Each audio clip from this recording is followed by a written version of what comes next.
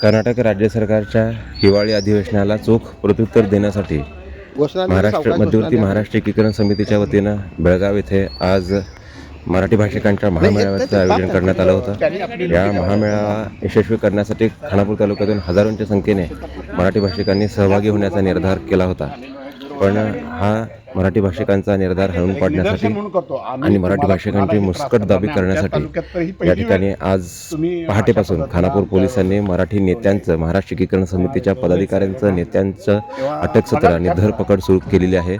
आज मध्यवर्ती महाराष्ट्र एकीकरण समितीचे नेते मंडळी, खानापूर तालुक्यातील नेते मंडळी, तालुका महाराष्ट्र एकीकरण समितीचे नेते मंडळी यांचं अटक सत्र खानापूर पोलिसांनी हाती घेतलं आहे। स्टेशन रोडवरील माजी आमदार विवाय चव्हाण यांचे सुपुत्र आणि तज्ज्ञ समितीचे सदस्य प्रकाशराव चव्हाण यांना सगळ्यात पहिल्यांदा अटक करण्यात आलेली आहे। त्याचबरोबर खानापूर तालुका महाराष्ट्र एकीकरण समितीचे अध्यक्ष गोपाळराव देसाई यांना देखील त्यांच्या विद्यानगर येथील घरातून पोलिसांनी अटक केलेली आहे। आणि त्याचबरोबर महाराष्ट्र एकीकरण समितीचे सरचिटणीस आबासाहेब दळवी यांना देखील त्यांच्या मिशन कंपाऊंड येथील घरात सकाळी 6 वाजल्यापासून पोलिसांनी हजेरी लावून त्यांना ताब्यात घेतलेलं आहे।